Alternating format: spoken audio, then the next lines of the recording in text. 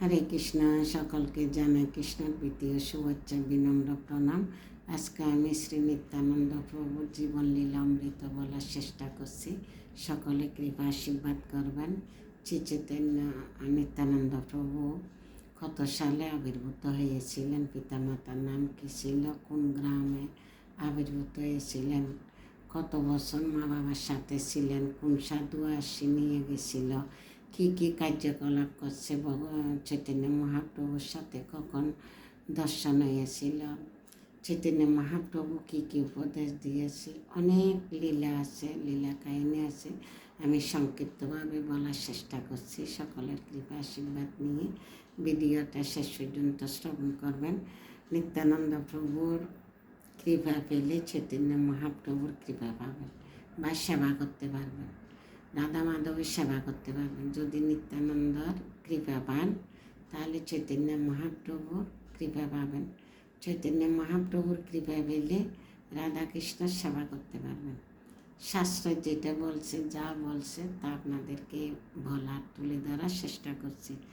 শ্রী চৈতন্য মহাপ্রভু আবির্ভূত হয়েছিল বীরভূম জেলায় অন্তর্গত এক শাখা বা এক চক্র গ্রামে 1335 শতাব্দে মাঘী শুক্ল ত্রয়োদশীতে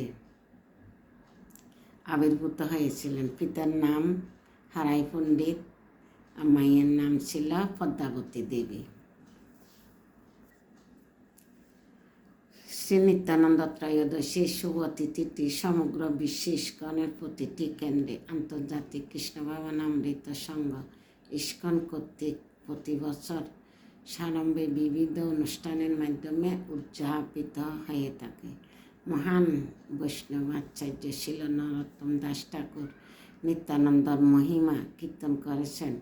নিতাইয়ের করুণা হবে বজে রাধা কৃষ্ণ পাবে, দর নিতাইয়ের শরণ দুকানে।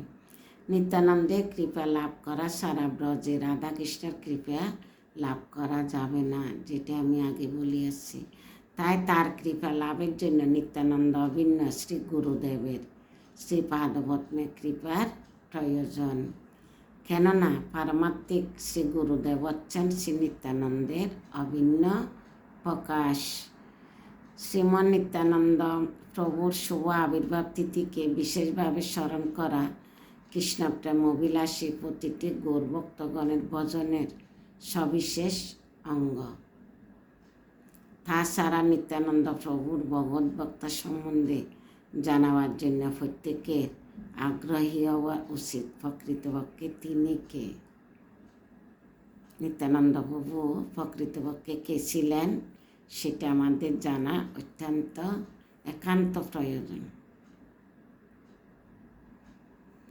শ্রী বৃন্দাবন লীলায় পুরুষোত্তম ভগবান শ্রীকৃষ্ণের অভিন্ন প্রকাশ হচ্ছেন শ্রী বলরাম বা বলদেব। তেমনি নবদ্বীপ লীলায় শ্রী চৈতন্যদেব হচ্ছেন ব্রজের শ্রীকৃষ্ণ এবং নিত্যানন্দ প্রভু হলেন ব্রজের বলাই বা শ্রী বলরাম। নিত্যানন্দ প্রভু হচ্ছে বলরাম। নবদ্বীপ ধামের মতো এক চক্র ধামও অপ্রাকৃত ও নিত্য।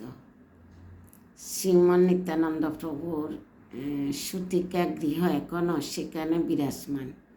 তার উপর একটি মন্দির নির্মিত হয়েছে এবং মন্দিরের অভ্যন্তরে পূজিত হচ্ছে নিত্যানন্দ প্রভুর ভুবন মোহনকারী সচিদানন্দময় শ্রী বিগ্রহ।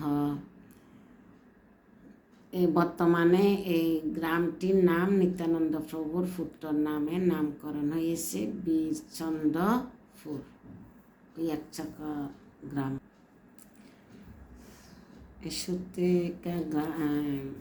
এই অনিত্য দূরে রয়েছে একটা দুধ পুকুর।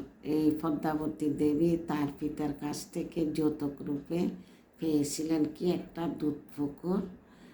যৌতুক রূপে পদ্মাবতীর পিতা দিয়েছিল এবং তার পিতা মাতার সঙ্গে নিত্যানন্দ প্রভুর এখনও এখানে স্নান করতেন। নিত্যানন্দ প্রভু সুতিকা গৃহের একটু পাশে বিরাজ করছে নিত্যানন্দ প্রভু শ্রী বিগ্রহ সমন্বিত সুন্দর একটি মন্দির। এখানে নিত্যানন্দ প্রভুর দুই পাশে রয়েছেন শ্রী চৈতন্য মহাপ্রভু ও মহাবিষ্ণুর অবতার শ্রী অদ্বৈত আচার্য প্রভু। এই বিগ্রহদ্বয় রূপের তুলনা দেওয়া হয় না। এখানে জৈনক বাবাজি সম্প্রদায়ের দ্বারা নিষ্ঠার সঙ্গে সেবা পূজা চলছে।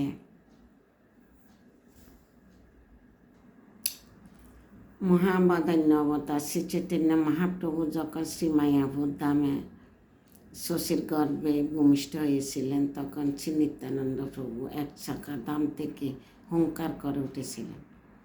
শ্রী নিত্যানন্দ প্রভু এক শাখা গ্রামে তখন 12 বছর বয়সকাল পর্যন্ত লীলাবিলাস করেছিলেন। তারপর এক সন্ন্যাসী হঠাৎ তাদের বাড়িতে এসে নিত্যানন্দ প্রভুকে তার পিতা মাতার কাছ থেকে ছেয়ে নিয়ে যান। নিত্যানন্দ প্রভু 20 বছর কাল পর্যন্ত সারা ভারতে তীর্থগুলো পরিদর্শন করেছিলেন। তারপর শ্রীধাম মায়াপুর শ্রী নিত্যানন্দ শ্রীনন্দন আচার্য গৃহে চৈতন্য মহাপ্রভুর সঙ্গে তার প্রথম সাক্ষাৎ ও মিলন হয়। চৈতন্য মহাপ্রভুর সাথে প্রথম কোথায় সাক্ষাৎ হয়? শ্রীনন্দন আচার্যর গৃহে। শিবাসঙ্গনে সংকীর্তন যজ্ঞের শ্রী চৈতন্য মহাপ্রভুর সঙ্গে নিত্যানন্দ প্রভু সর্বক্ষণ থাকেন। শিবাসঙ্গনে মহাপ্রভু নিত্যানন্দ প্রভুকে ষড়ভুজ দর্শন করাইছিলেন। যে গৌর সে কৃষ্ণ সে জগন্নাথ ষড়ভুজ দর্শন দিয়েছিলেন। শ্রী নিত্যানন্দ প্রভু শিবার গৃহে অবস্থান করতেন এবং শিবাস পত্নী মালিনী দেবী নিত্যানন্দ কে পুত্র স্নেহে লালন পালন করতেন। একদিন একটি কাক শিবাস ঠাকুরের কৃষ্ণ সেবায় গীত প্রদীপটি নিয়ে উড়ে চলে যায়। মালিনী দেবী ভয় ও দুঃখ দর্শনে নিত্যানন্দ প্রভু কাকটিকে গীতপাত্রটি ফিরিয়ে দেওয়ার জন্য আদেশ করেন। তৎক্ষণাৎ কাকটি অনুগত সেবকের ন্যায় সেই গীতপ্রদীপটি মালিনী দেবীকে ফিরিয়ে দেয়। খাটুয়ায় মহাপ্রভু সন্ন্যাস লীলার প্রকাশের সময় নিত্যানন্দ প্রভু সেখানে উপস্থিত ছিলেন। নিত্যানন্দ প্রভু খাওয়া মানে কাককে আদেশ করছে যে কাকে এই আদেশ পালন করছে।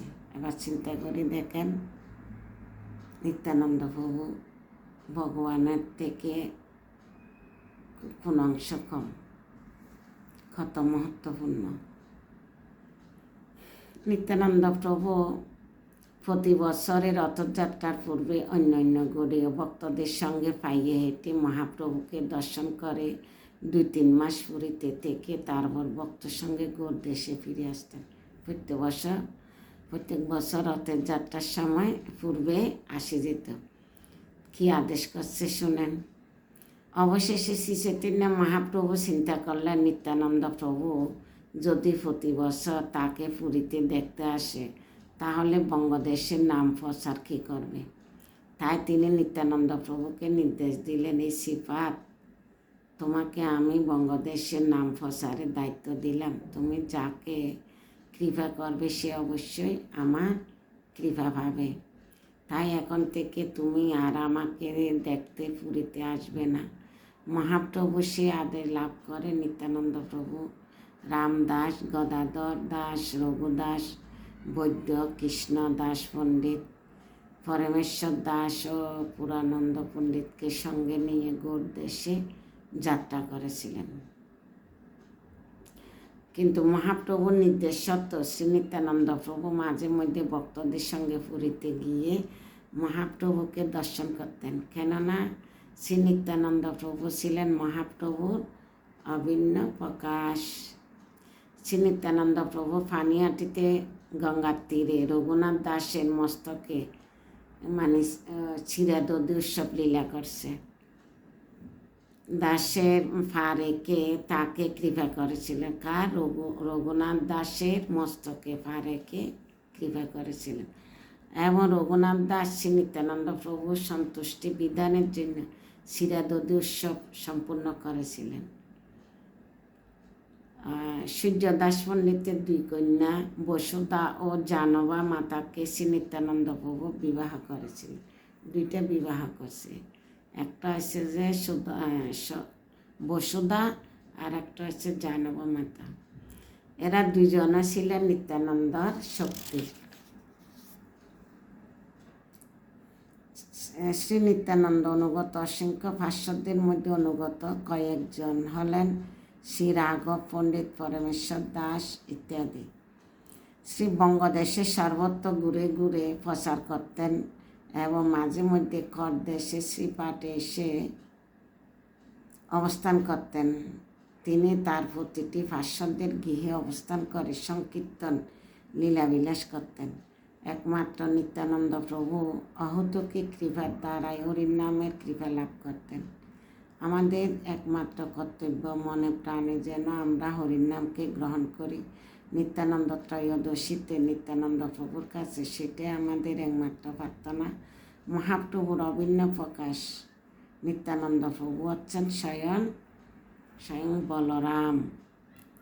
তা ভগবান শ্রীকৃষ্ণ চৈতন্য মহাপ্রভু নিত্যানন্দ প্রভু আর হরিদাস ঠাকুরকে কি আদেশ করছে, শোনো শোনো নিত্যানন্দ, শোনো হরিদাস, সর্বত্র আমারও আজ্ঞা কর প্রচার, প্রতি ঘরে ঘরে গিয়ে কর ইয় ভিক্ষা, বল কৃষ্ণ ভজ কৃষ্ণ, কর কৃষ্ণ শিক্ষা। এই আদেশ করছিলেন এবং চৈতন্য নিত্যানন্দ প্রভু আর হরিদাস ঠাকুর তা পুঙ্খানুপুঙ্খনে পালন করেছিলেন। হরে কৃষ্ণ। তাই নিত্যানন্দ ত্রয়োদশী 12টা পর্যন্ত উপবাস এবং উপবাস থাকবেন, ভক্তি চাইবেন সবাই। শ্রী নিত্যানন্দ প্রভু সবাইকে ভক্তি প্রদান করবেন।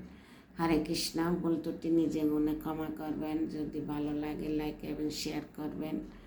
শেয়ার করলে অন্যরা শ্রবণ করতে পারবেন। নিত্যানন্দ প্রভুর কৃপা পেলে চৈতন্য মহাপ্রভুর পাবেন। চৈতন্য মহাপ্রভুর কৃপা পেলে রাধাকৃষ্ণের সেবা করতে পারবেন। হরে কৃষ্ণ। প্রণাম।